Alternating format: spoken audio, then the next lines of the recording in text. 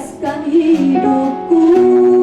Datang Roh Kudus, datang Roh Kudus, aku rindu dengan minyak yang baru urapiku. Mari mengalir Tuhan, mengalir penuh hidup, mengalir pulihkanku. Kuasamu bebaskan hidupku. Satu yang ku rindu, bersekutu denganmu.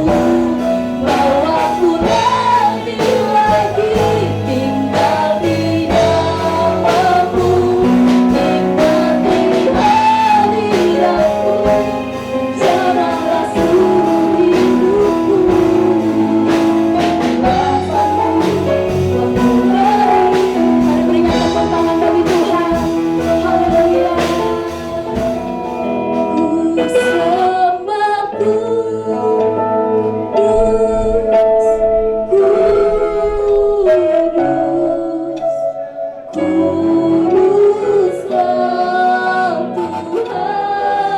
dan ku sanjung Kau mulia,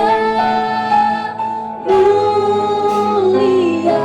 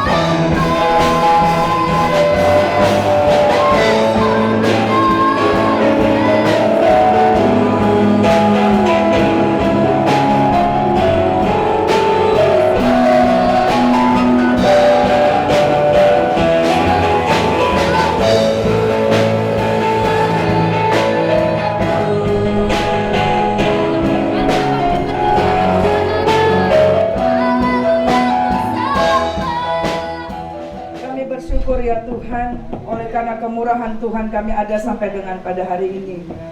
Kami mohon Allah Roh Kudus akan berbicara dengan luar biasa, membebaskan yang terikat, yang terbelenggu, menyembuhkan yang sakit, menguatkan, menghiburkan, memberkati. Darah Yesus tutup bungkus kami. Kami buka hati kami untuk firman-Mu, dan angkatlah segala selubung dari mata rohani kami, supaya kami juga berjalan di dalam terang dan kuasa Roh Kudus. Dan kami berdoa tidak ada seorang pun yang pulang dalam kondisi yang sama. Kami berdoa lawatan Tuhan terjadi kepada setiap orang, anak-anak kecil, dewasa muda, orang tua, pria dan wanita. Roh Kudus berkaryalah kepada setiap orang. Di dalam nama Yesus kami berdoa dan bersyukur. Amin.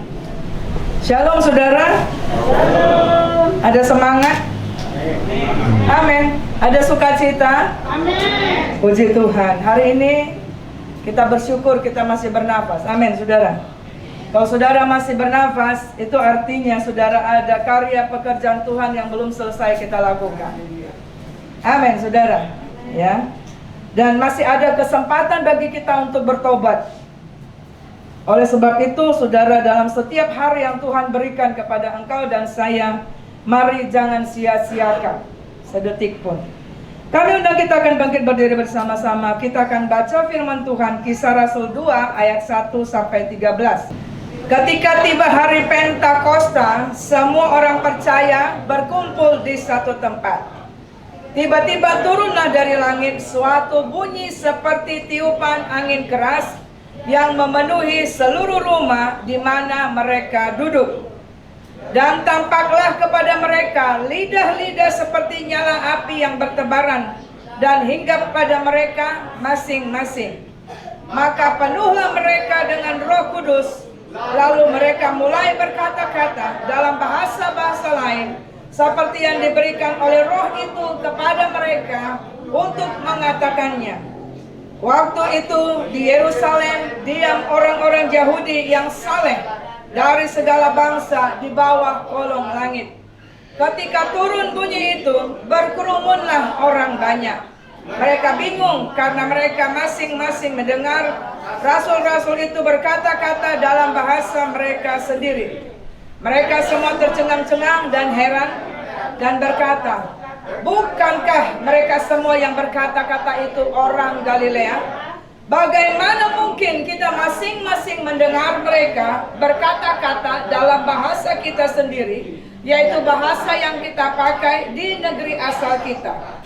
Kita orang Partia, Media, Elam, penduduk Mesopotamia, Judea dan Kapadokia, Pontus dan Asia, Frigia dan Pamfilia, Mesir dan daerah-daerah Libya yang berdekatan dengan Kirene.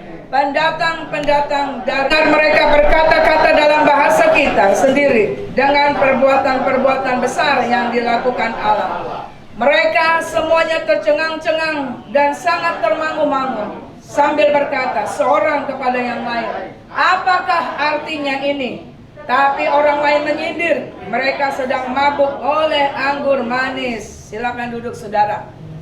Saudaraku yang terkasih di dalam nama Yesus Kristus, kalau kita hari ini adalah hari perayaan apa saudara? Pentakosta, ya. Maka saya harap kita semua bisa mengerti apa itu hari raya Pentakosta. Itu akan diawali dengan kita mengerti bahwa kekristenan, iman kita tidak ada yang lain di mana kita harus belajar dari Yesus yang adalah anak Allah, yang dia lahir secara manusia dari keturunan apa? Yahudi, ya. Maka saudara kita akan mengerti ada 7 hari raya Yahudi yang mereka rayakan sampai saat ini. Yang pertama namanya hari raya Paskah, Pesah, ya. Kemudian hari raya roti tidak beragi. Kemudian hari raya buah sulung, hari raya Pentakosta atau hari raya 7 minggu, hari raya Sangkakala, hari raya pendamaian, dan hari raya Pondok Daun. Nah, saya tidak akan menjelaskan satu-satu, tapi kita akan langsung saja masuk ke tapak topik kita pada hari ini sesuai dengan perayaan kita, yaitu hari raya Pentakosta. Amin, saudara, ya. Nah, saudaraku yang terkasih, sejarah hari raya Pentakosta itu ada dituliskan dalam Keluaran 34 ayat 22, Ulangan 16 ayat 10, Keluaran 23 ayat 16, Imamat 23 ayat 15 sampai 16, yaitu berawal namanya di perjanjian lama adalah hari raya 7 minggu. Amin, saudara. Jadi 7 minggu, 1 minggu berapa hari? 7 hari. 7 kali 7 49. Hari yang ke-50 mereka rayakan. Itu adalah hari raya 7 minggu. Namanya Shavuot, ya, Shavuot dalam bahasa Ibraninya, ya. Atau disebutkan di dalam Keluaran itu hari raya menuai. Jadi mereka bersuka cita, ada panen raya yang besar sekali, saudara. Dan mereka pada hari raya yang ke-50 setelah 7 minggu, hari yang ke-50, mereka akan bersuka cita membawa hasil panennya yang berlimpah itu kepada Tuhan. Atau dalam kitab Imamat disebutkan hari hulu hasil. Maka kita akan melihat di gereja-gereja Protestan ini masih tetap dipelihara. Mereka akan hari raya tuayan namanya, ya. Mereka membawa, saya pernah menghadiri itu dalam ibadah dengan PGI itu yang mereka membawa hasil panen mereka, ucapan syukur mereka ke rumah Tuhan. Dan pada hari raya itu mereka mempersembahkan korban sajian kepada Tuhan. bersyukur bagaimana Tuhan memelihara kehidupan mereka. Ya, itulah sejarahnya hari raya 7 minggu. Nah, tetapi kita belajar pada hari ini dalam Kisah Rasul pasal 2, itu disebutkan bahwa ayat yang pertama dikatakan semua orang percaya berkumpul di suatu tempat di Yerusalem. Kenapa semua orang percaya pada waktu itu, keturunan Yahudi pada saat itu? Saudara baca tadi bahwa semua orang yang ada di kolong langit, tadi disebut nggak saudara? Datang semua berkumpul di satu tempat di Yerusalem. Karena mereka sedang merayakan 7 hari raya 7 minggu itu, hari yang ke-50. Tetapi saudara, kehadiran Roh Kudus ketika Tuhan naik ke surga dan Tuhan bilang, kamu jangan tinggalkan Yerusalem sampai engkau diperlengkapi oleh kuasa dari tempat yang maha tinggi. Dan pencurahan Roh Kudus itu terjadi pada hari raya Pentakosta. Untuk apa saudara? Untuk memberikan paradigma yang baru bahwa hari raya Pentakosta itu sebenarnya yang Tuhan maukan bukan saja bersyukur untuk panen hasil di dunia ini saja, panen raya. Amin saudara. Hasil tanah, bukan sekedar itu. Tapi Tuhan mau tunjukkan bahwa hari raya Pentakosta berbicara kita seharusnya mengalami panen jiwa-jiwa. Amin. Jiwa-jiwa yang diselamatkan, jiwa-jiwa yang dibebaskan, jiwa-jiwa yang dipulihkan, jiwa-jiwa yang dibaharui. Nah, itu makanya kalau kita lihat saudara, Kisah Rasul 1 ayat 15, itu berawal dari 120 orang yang berkumpul di loteng Bait Allah di Yerusalem. Kemudian pada waktu mereka sedang berkumpul bersama-sama, tiba-tiba dikatakan Roh Kudus turun tercurah kepada semua orang. Maka kita akan lihat di dalam Kisah Rasul 2 ayat 41, terjadi lonjakan penuaian jiwa-jiwa, panen jiwa-jiwa. Ketika Petrus berkhotbah, 3.000 orang bertobat, diselamatkan, memberi diri mereka dibaptis. Kemudian kita baca lagi Kisah Rasul 4 ayat 4. Murid-muridnya memberitakan Injil. Maka dikatakan seketika mereka melayani, terjadi lagi panen jiwa-jiwa. Maka dikatakan 5.000 orang bertobat dan memberi diri mereka dibaptis dan diselamatkan. Selanjutnya nanti mulai dari Kisah Rasul 5 dan seterusnya, akhirnya saudara banyak jiwa disebutkan dan tidak terhitung jumlahnya. Amin saudara. Bahkan ada Sri Kendaki yang dalam perjalanan dia mau mencari Tuhan, dia tidak tahan mencari Tuhan. Itulah yang dimaksud pada saat ini hari raya Pentakosta. Amin saudara. Jadi hari raya Pentakosta, dari sejarahnya kita lihat, dari perjanjian lama berpaling kepada perjanjian baru, itu Tuhan mau supaya kita merayakan perayaan bukan hanya secara rutinitas. Bukan hanya kita melihat bahwa Tuhan sanggup menolong kita dari panen raya secara apa saudara? Hasil tanaman. Tapi Tuhan mau kita merayakan hari raya Pentakosta untuk mengerti bahwa tuaian yang benar-benar Tuhan harapkan, yang benar-benar akan menjadi buah panen yang menyenangkan hati Tuhan, adalah ketika terjadi panen jiwa-jiwa yang diselamatkan. Makanya saudara, ada firman Tuhan yang berkata begini, ketika satu orang saja bertobat saudara, satu orang saja bertobat diselamatkan, dikatakan beribu-ribu malaikat Tuhan menyambut dia. Wow. Saudara, hari ini kita merayakan hari Pentakosta, seharusnya akan membangkitkan jiwamu dan jiwaku untuk tidak tahan. Engkau harus berkata, Tuhan pakai aku menjadi penuai-penuai akhir zaman. Amin saudara. Supaya jangan sampai ketika engkau dipanggil oleh Tuhan, engkau hanya berkata, Tuhan sorry ya, banyak kali persoalanku Tuhan, acik naido Tuhan. Gak ada waktu aku melayani Tuhan, gak ada waktu aku Tuhan berdoa, gak ada. Saudara, jangan terlambat saudara. Hidup boleh ada pergumulan, hidup boleh ada persoalan, tetapi jangan lupa, makanya Tuhan bilang sebelum dia terangkat ke surga, apa yang dia bilang? Jangan tinggalkan bait suci. Jangan tinggalkan persekutuanmu dengan Tuhan. Karena Tuhan sedang bicara bahwa ketika Tuhan naik ke surga, ini masa kalau engkau tidak dipenuhi oleh kuasa Roh Kudus. Ini masa kalau engkau tidak sungguh-sungguh dalam Tuhan. Ini masa kalau engkau setengah-setengah ikut Tuhan. Atau kalau engkau mengatakan kalau ada waktu. Saya mau katakan tadi pagi dalam ibadah online kita, pahlawan pun akan menangis, saudara. Tuhan berkata, kamu akan dipulihkan, kamu akan dikuatkan, kamu akan diselamatkan. Tetapi kamu harus jangan tinggalkan Yerusalem. Tetapi kamu harus dipenuhi oleh kuasa Tuhan. Amin. Saudara yang terkasih dalam nama Yesus, ini masa terakhir bagi gereja Tuhan. Untuk engkau akan menang terhadap segala ujian, atau engkau berhenti di tengah jalan, atau engkau tinggalkan Tuhan. Ini masa di mana akan menentukan hidup yang kekal. Karena saudara, firman Tuhan sudah mengingatkan, iblis tahu waktunya sudah sangat dekat, dan kita juga tahu waktu sangatnya sudah dekat. Betul ya?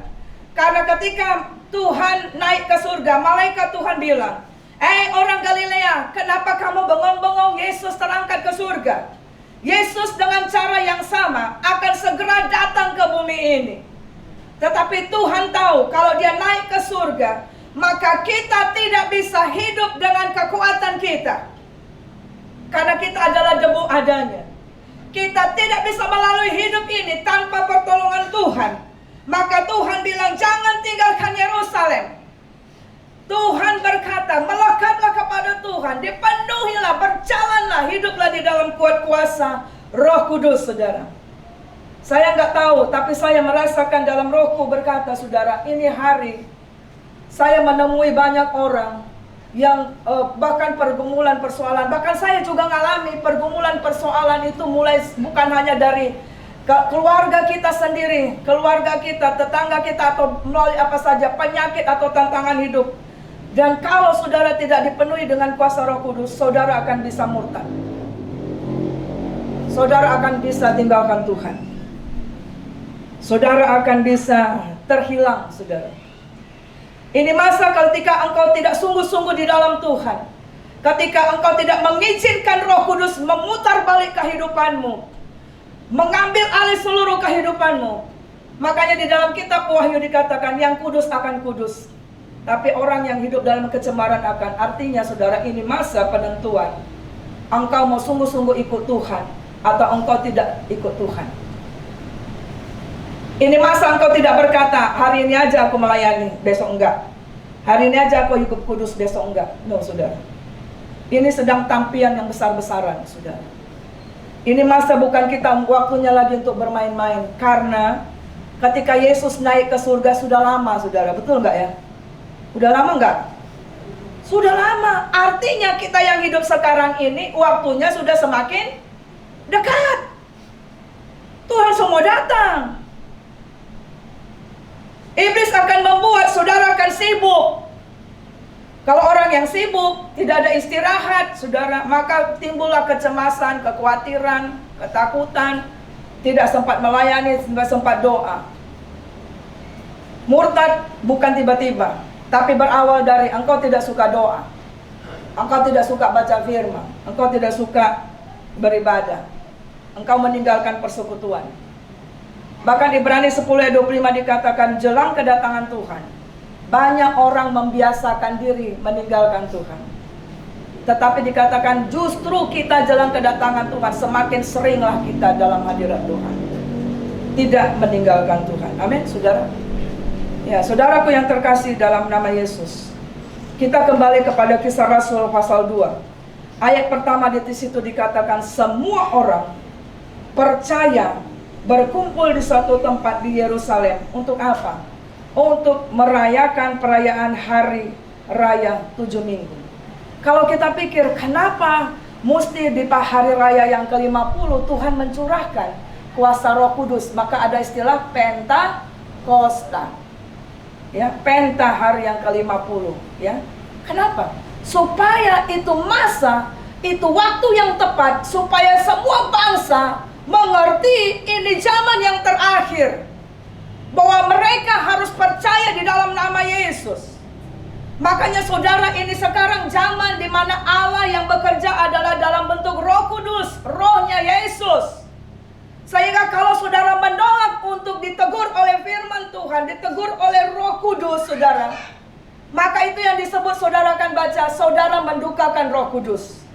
Atau ketika saudara terus-menerus menolak Roh Kudus berbicara kepadamu untuk mengatakan, bertobat anakku, ayo melayani, sungguh-sungguh engkau menolak terus, engkau mengeraskan hatimu, saudara. Itulah yang nantinya akhirnya engkau nggak sadar menghujat Roh Kudus. Makanya dikatakan, kenapa menghujat Roh Kudus tidak diampuni, dosa yang tidak diampuni. Pernah baca? Karena sekarang kita hidup di akhir zaman, di mana yang bekerja adalah Allah Roh Kudus. Kalau engkau terus menolak dia, engkau menghujat dia, tidak percaya karya Roh Kudus dalam hidupmu, tidak percaya Tuhan bisa tolong engkau, tidak percaya engkau dalam kehidupanmu bahwa Tuhan sanggup tolong dan buka jalan, saudara, dan engkau meninggalkan dia, kapan lagi waktu untuk bertobat? Gak ada lagi. Tinggal sekarang adalah kita menantikan kedatangan Tuhan. Gereja Tuhan diangkat, Roh Kudusnya diangkat, saudara. Ada masa itu. Dan tinggal itu, saudara. Nah, oleh sebab itu kiranya kita mengerti hari raya Pentakosta menyadarkan kita, ini masa saya harus sungguh-sungguh di dalam Tuhan. Amin, saudara. Ini masa saya harus sungguh-sungguh di dalam Tuhan. Karena akan begitu banyak saringan-saringan iman yang kalau kita tidak di dalam Tuhan, kalau kita tidak berjalan di dalam Roh Kudus, kalau saudara tidak berdoa di dalam kuasa Roh Kudus, saudara akan gampang kecewa, saudara akan gampang putus asa, saudara akan gampang meninggalkan Tuhan. Ini masa engkau tidak lagi harus ragu-ragu. Ini masa engkau tidak lagi setengah-setengah, saudara. Makanya Tuhan bilang dalam kitab Wahyu, dikatakan apa, saudara? Kalau engkau ragu-ragu, di dalam kitab Yakobus juga, engkau tidak akan pernah dapat jawaban doa. Amin, saudara. Kalau engkau suam-suam kuku, Tuhan bilang apa? Aku akan muntahkan. Ya, sekarang ini masa adalah masa engkau mengambil keputusan sesuai dengan firman Tuhan atau enggak sama sekali. Ya. Yang kedua kita lihat di sini. Ayat itu berkata begini, saudara. Tiba-tiba turunlah dari langit seperti tiupan angin keras, dan tampaklah lidah seperti nyala api. Jadi ketika 120 orang itu berkumpul di bait Allah, di loteng bait Allah, saudara, ya, maka dikatakan turunlah dari langit seperti tiupan angin keras dan tampak seperti lidah. Ini berbicara, telinga bisa mendengar ketika terjadi itu. Mata bisa melihat seperti lidah lipat api memenuhi mereka.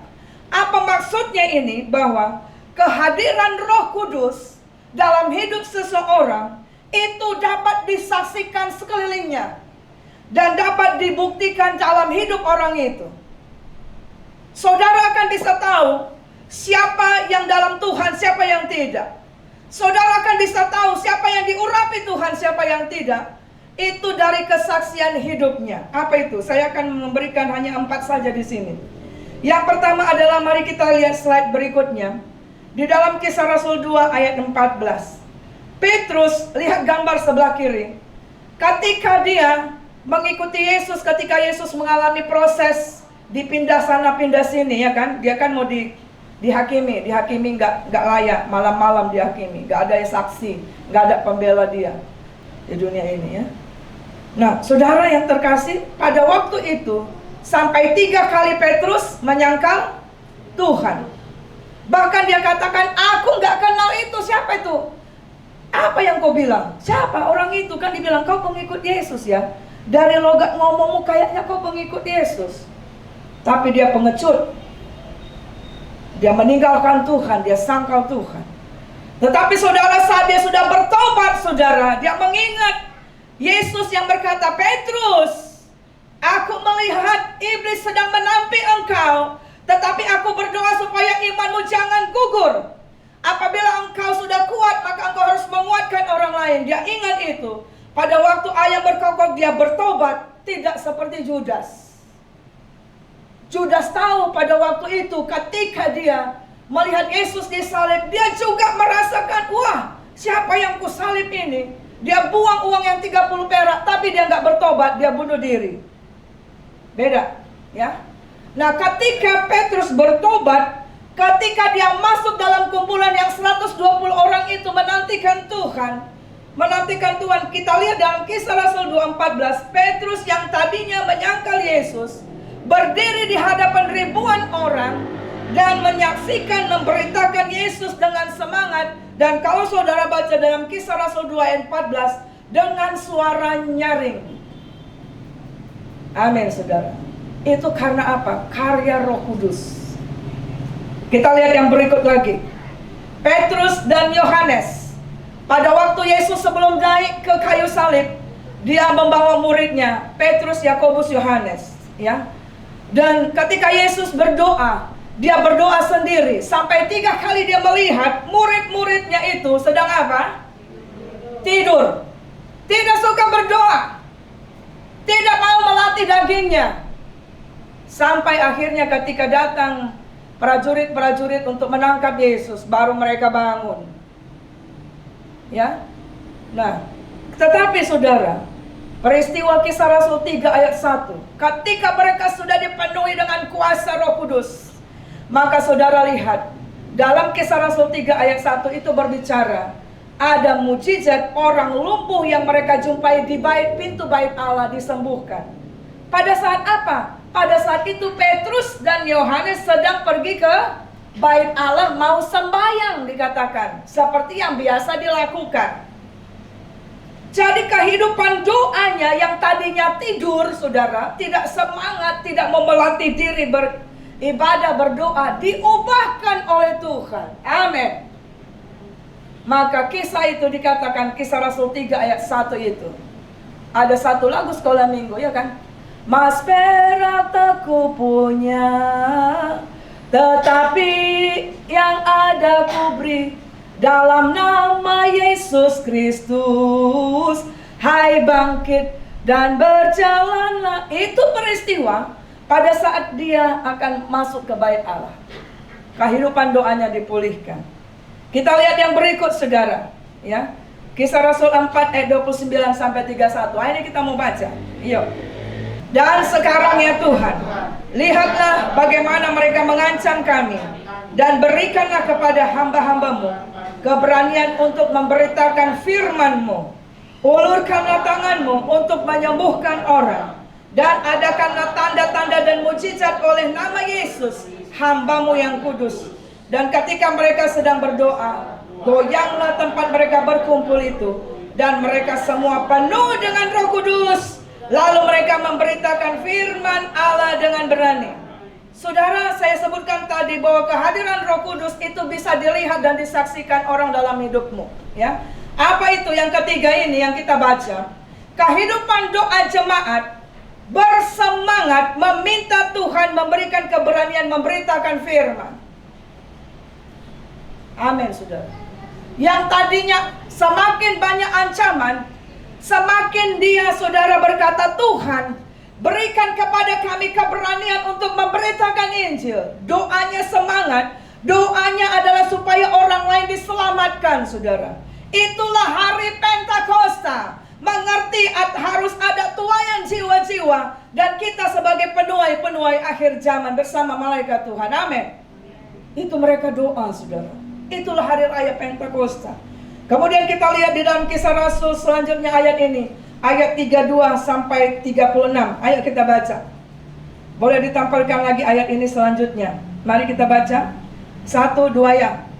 Adapun kumpulan orang yang telah percaya itu, mereka sehati dan sejiwa, dan tidak seorang pun yang berkata bahwa semua dari kepunyaannya adalah miliknya sendiri, tetapi segala sesuatu adalah kepunyaan mereka bersama. Dan dengan kuasa yang besar, rasul-rasul memberi kesaksian tentang kebangkitan Tuhan Yesus, dan mereka semua hidup dalam kasih karunia yang melimpah-limpah, sebab tidak ada seorang pun yang berkekurangan di antara mereka. Karena semua orang yang mempunyai tanah atau rumah menjual kepunyaannya itu, dan hasil penjualan itu mereka bawa dan mereka letakkan di depan kaki rasul-rasul, lalu dibagi-bagikan kepada setiap orang sesuai dengan keperluannya, ya. Demikian pula dengan Yusuf yang oleh rasul-rasul disebut Barnabas, artinya anak penghiburan, seorang Lewi dari Siprus. Ia menjual ladang miliknya lalu membawa uangnya itu dan meletakkannya di depan kaki rasul-rasul. Saudara, apa yang berikut kita lihat di sini, saudara, bahwa karya Roh Kudus itu, hari Pentakosta itu ditandai dengan cara hidup jemaat itu adalah sehati sejiwa untuk saling menolong, untuk bisa bergerak bersama menyaksikan tentang Yesus. Dan mereka, saudara, mempunyai hati yang murah hati, tidak tahan melihat orang yang dalam kekurangan, supaya mereka bisa hidup dalam pengenalan akan Allah. Sehingga dia tidak akan berkata, kok sama dia dikasih, aku enggak. Ibu pilih-pilih orang. Saudara, kalau saudara ngerti ini, saudara, kalau saudara ngerti firman ini, seharusnya engkau berkata, ya, aku harus terlibat. Aku bukan hanya menerima saja. Tapi kalau kita masih punya mental, masih kita cemburu dan berkata, kok dia yang dibantu, kok aku tidak, pilih-pilih kasih. Saudara, saya mau katakan, kau nggak ngerti firman, nggak ngerti ini, saudara. Saudara, ini satu hal yang rasanya kita akan mengerti bahwa hidup kita ini akan berarti ketika apa, saudara, hidupmu berdampak. Engkau bisa menolong orang lain, saudara. Engkau bisa berdoa buat dia. Kalau engkau punya mobil, engkau bisa bawa orang-orang datang ke gereja. Kalau engkau punya apa saja, handphone, engkau bisa berdoa buat dia. Saudara, ini masa kalau engkau ngerti karya Roh Kudus, engkau tidak melayani dengan asal-asalan. Engkau tidak melayani dengan mut-mutan. Engkau tidak akan bersungut-sungut. Tetapi dengan sendiri akan berkata, yes, aku ambil bagian. Yes, ini seperti orang itu tadi, tidak diminta-minta, saudara. Ini aku berikan untuk pekerjaan Tuhan. Karena waktu sudah semakin dekat. Itu karya Roh Kudus. Itulah hari raya Pentakosta. Amin, saudara. Itu hari raya Pentakosta. Mengerti bahwa semua yang kita miliki itu bersumber dari Tuhan. Dan harus dipertanggungjawabkan untuk kemuliaan bagi nama Tuhan, saudara. Amin, saudara. Nah, saudara, itu tadi yang poin yang kedua yang saya sampaikan, bahwa kehadiran Roh Kudus itu dapat disaksikan, dapat didengar, dapat dibuktikan orang lain dalam hidupmu, saudara. Ini juga akan menjadi introspeksi bagi kita. Kalau engkau sudah dipenuhi dengan kuasa Roh Kudus, seharusnya akan kelihatan dari semangatmu melayani, semangatmu mendedikasikan seluruh hidupmu, harta bendamu untuk kemuliaan bagi nama Tuhan. Melayani dengan sungguh-sungguh tanpa pamrih, tanpa apa embel-embel. Karena kita tahu semua akan kita tinggalkan. Bahwa tuayan yang Tuhan mau adalah ketika kita kembali ke surga. Berapa banyak jiwa sudah engkau layani dan percaya, menerima diri dan dibaptis dalam nama Yesus, bertobat, dimuridkan.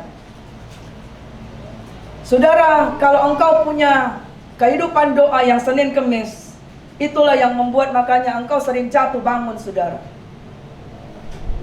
Roh Kudus dicurahkan supaya kita akan tetap bersemangat walaupun ada masalah. Saya berdiri di sini bukan saya tanpa masalah, banyak masalah. Bahkan saya sering berkatakan, aduh Tuhan, udahlah sampai di sini.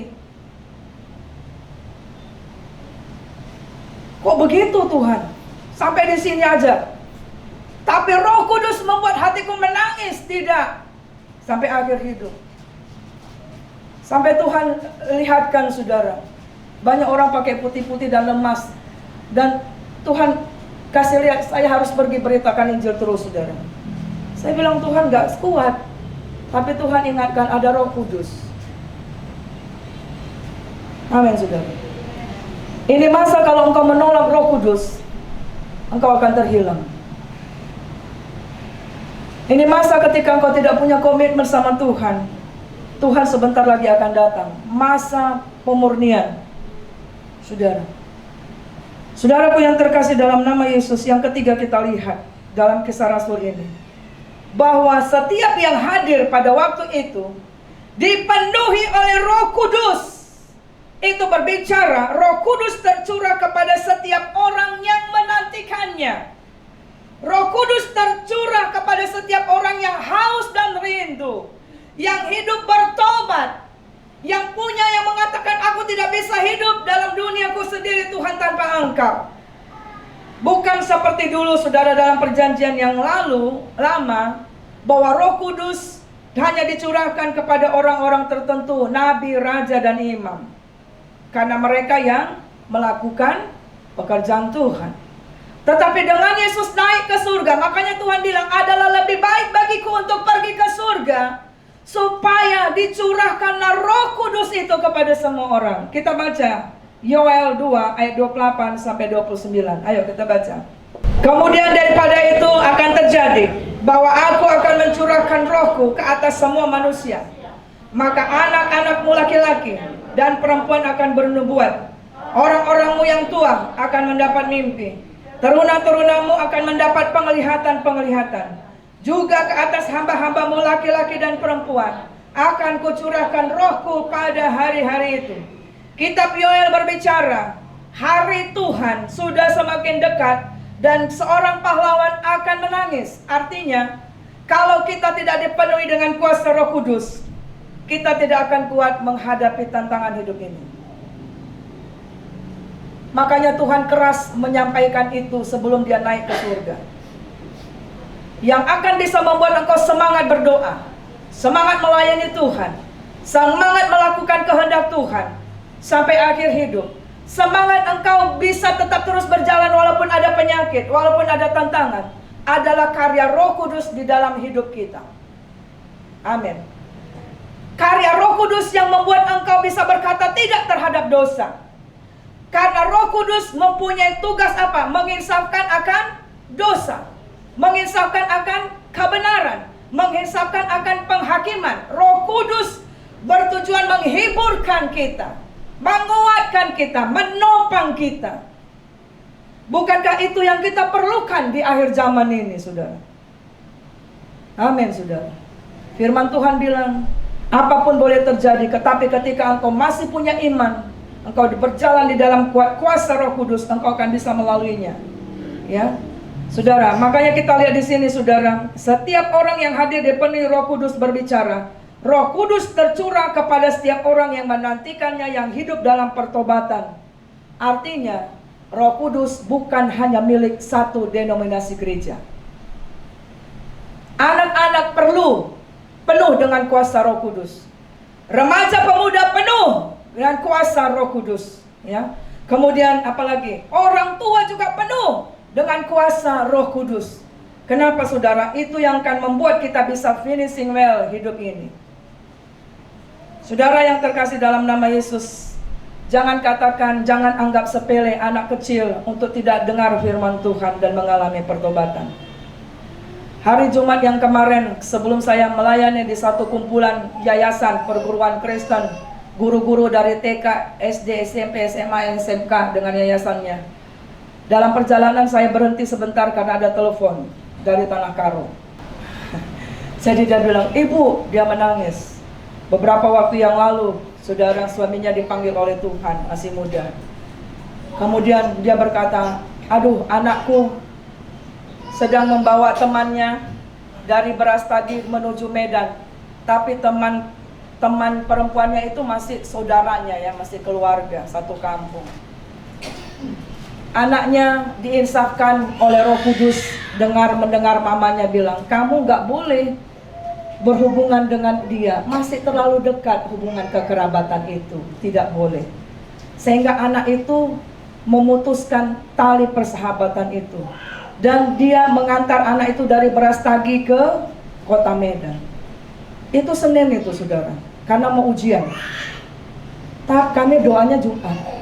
Tapi anak itu hilang, gak ada di kos, gak ada di mana-mana.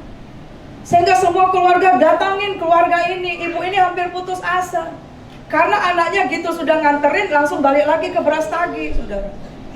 Kami berdua bersama, saudara. Saya berhenti di tengah jalan.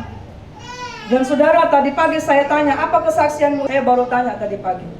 Gitu selesai kami berdoa, kemudian ditelepon dari Tanah Karo, sudah ada anak itu. Artinya saudara, kalau tanpa Roh Kudus, tidak akan bisa menginsafkan anak itu untuk kembali. Lihat di situ saudara, betapa penting setiap orang penuh dengan kuasa Roh Kudus. Amin. Makanya tuh kita lihat di sini, maka semua orang dipenuhi dengan kuasa Roh Kudus. Ya. Nah, yang keempat kita lihat di situ dikatakan begini, maka penuhlah mereka dengan Roh Kudus, lalu mereka mulai berkata-kata seperti yang diberikan oleh Roh itu kepada mereka untuk mengatakannya. Nah, dengar ini saudara. Dipenuhi dengan kuasa Roh Kudus, tanda awal adalah orang itu berbahasa roh. Lidahnya diubahkan. Kenapa saudara? Kalau kita baca dalam kitab Yakobus 4, dikatakan lidah ini walaupun kecil, tapi dalam hal yang bersamaan dia bisa mengutuk orang, dia bisa memuji Tuhan, bisa menimbulkan kepahitan. Betul apa enggak saudara? Dan lidah ini kalau tidak dipimpin oleh kuasa Roh Kudus dikatakan digerakkan oleh api neraka. Itu ditulis begitu dalam kitab Yakobus. Makanya saya berkata, saya ngerti kenapa orang dipenuhi kuasa Roh Kudus. Maka yang pertama diubah adalah lidahnya. Karena dikatakan apa yang sering kau gemakan akan kau makan buahnya. Jadi yang pertama harus diubahkan oleh Roh Kudus adalah lidah kita saudara. Lidah yang harus diubah dari perkataan kutuk, perkataan menyakiti, menimbulkan kepahitan, diubahkan dengan memberkati, menguatkan, memulihkan. Amin saudara. Ya. Dan itu dikatakan maka orang itu mulai berkata-kata seperti yang diberikan oleh Roh itu kepada mereka untuk mengatakan. Artinya apa? Berbahasa roh, bahasa roh tidak bisa diajarkan manusia. Dan saya juga, gereja Sidang Jemaat Allah juga punya prinsip itu. Gak bisa diajarkan, umat Tuhan, ayo katakan begini. No, itu gak sesuai dengan firman Tuhan.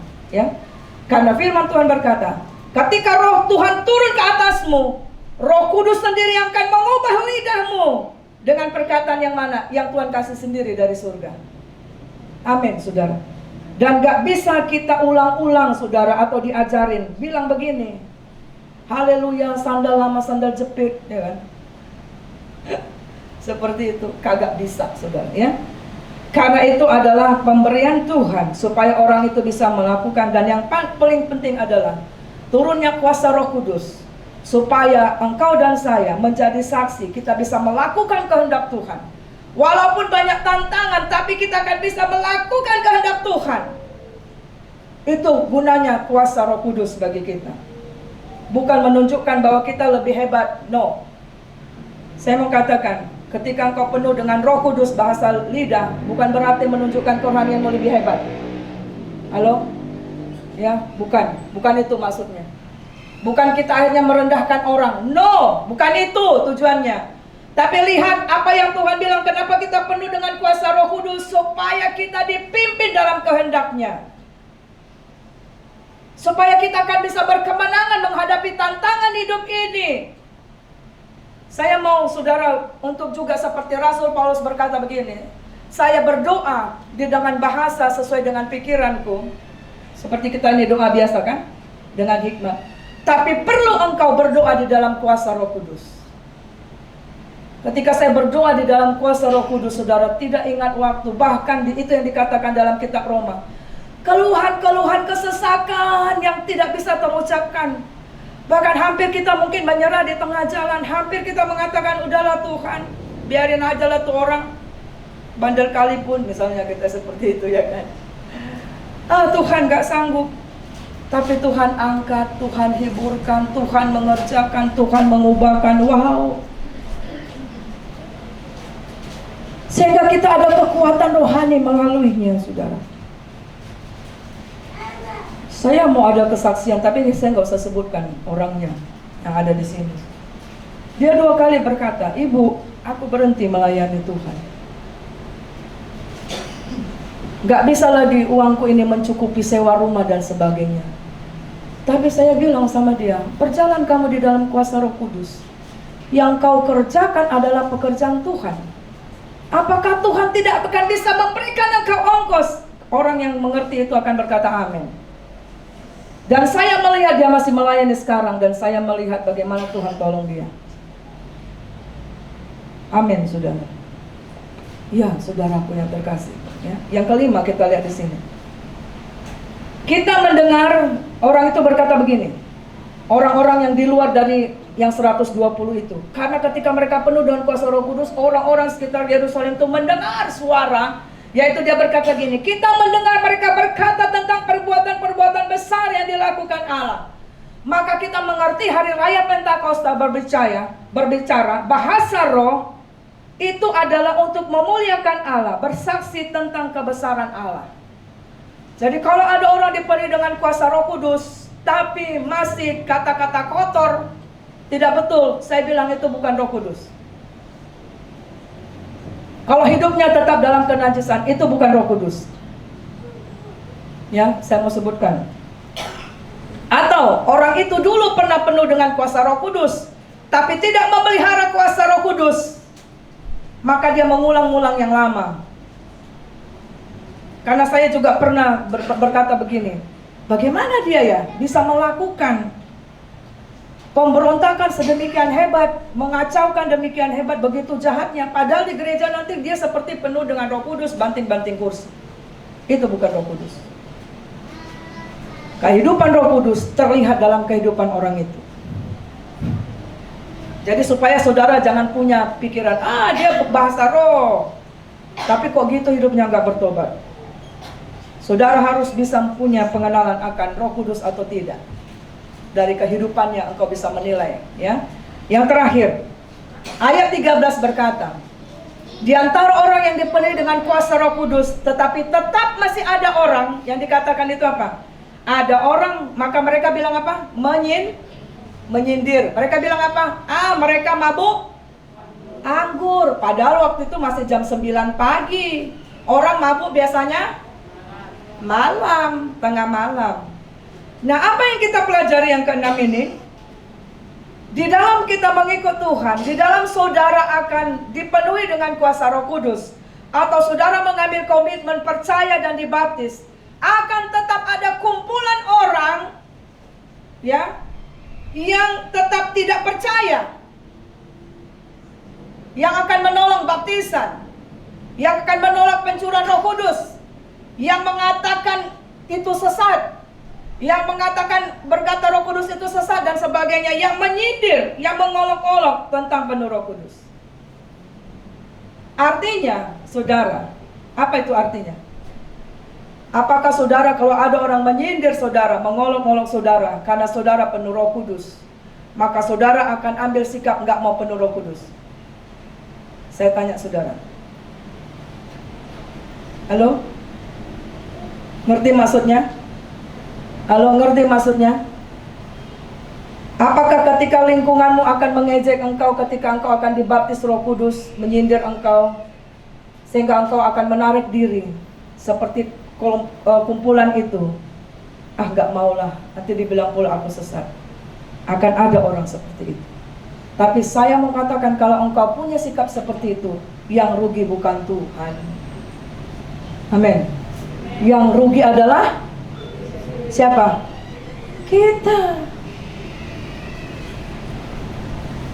Karena kita sedang menantikan kedatangan Tuhan, dan akan semakin berat sekali tantangan hidup di hari Tuhan. Tapi kita akan berkemenangan kalau kita penuh dengan kuasa Roh Kudus. Saya akan tutup dengan ini. Sudahkah engkau dipenuhi oleh Roh Kudus? Sudahkah engkau percaya dan memberi dirimu dibaptis? Sudahkah engkau melihat tanda-tanda tadi? Saya sebutkan perubahan-perubahan karena engkau punya Roh Kudus. Atau engkau pernah punya Roh Kudus dulu, tapi karena ada pergumulan persoalan, hatimu terluka, engkau mendukakan dia, dan engkau berhenti melayani. Engkau berhenti mengasihi Tuhan. Saudara, saya mau katakan, yang rugi adalah engkau. Karena ini masa pemurnian, saudara. Bahkan kalau saudara baca nanti, saya harap saudara baca kitab Yoel 2 ya. Saudara, tanpa pertobatan, tanpa kuasa Roh Kudus, kita tidak akan bisa kuat. Untuk apalah kita beribadah kalau sampainya ujung akhirnya waktu kita dalam kematian, ternyata kita sedang posisi meninggalkan Tuhan. Betul apa enggak? Untuk apa? Tapi Roh Kudus yang membuat kita punya konsisten, tetap bersemangat, tetap kuat. Amin, saudara. Saya harap saya nggak pandai berkata-kata. Roh Kuduslah yang akan menjelaskan di dalam hatimu, dalam pikiranmu, tentang betapa pentingnya karya Roh Kudus dalam hidup kita. Dan betapa penting jangan kita dukakan dia, apalagi sampai menghujat dia. Karena yang rugi adalah kita, saudara. Waktu kedatangan Tuhan sudah sangat dekat. Lihat pola hidup jemaat itu, bersemangat, berdoa bersama-sama untuk memberitakan Injil. Bahkan memberikan apa yang dia punya, supaya orang lain tertolong dan bisa selamat. Bagaimana dengan kita? Masihkah kita berkata, aku kok nggak ditolong? Seharusnya level itu adalah saudara yang menolong orang lain. Itu karya Roh Kudus, saudara. Amin, saudara. Wah, itu luar biasa. Mari kita bangkit berdiri.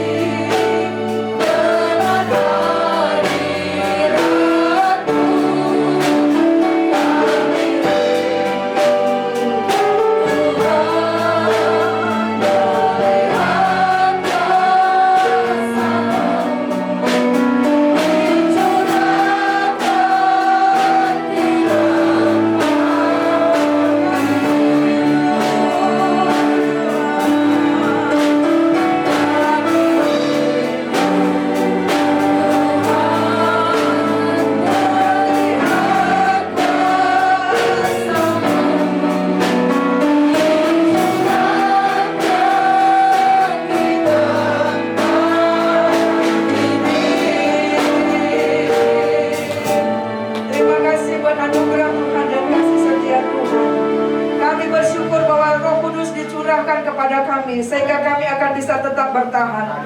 Kami tetap akan dikuatkan. Kami akan bisa melalui apapun yang kami lalui sepanjang hidup kami, karena Tuhan bersama dengan kami. Kami akan pulang dengan membawa urapan yang baru, menjaga urapan itu atas hidup kami sampai akhir hidup kami. Berkati seluruh umat-Mu Tuhan, yang sakit sembuhkan, yang putus asa berikan kekuatan yang baru, yang dalam persoalan Tuhan tolong. Kami berdoa juga khususnya bagi saudara-saudara kami yang akan mengambil komitmen baptisan selam dalam bulan ini. Kuatkan dan teguhkan Tuhan Yesus, supaya mereka mengambil keputusan yang tepat masuk dalam pertobatan dalam hidup mereka. Kami berdoa buat keluarga akhwat Tuhan Yesus. Di dalam minggu ini anaknya akan menikah. Biarlah kiranya kami berdoa keselamatan terjadi Tuhan Yesus bagi rumah tangganya. Anak cucu menantunya akan terima Tuhan dengan cara Tuhan dan waktunya Tuhan. Engkau menolong semua acara boleh berjalan dengan baik, dengan tutupan darah Yesus. Dan semua kami yang di sini, kami berdoa untuk Bapak Hutauruk Tuhan.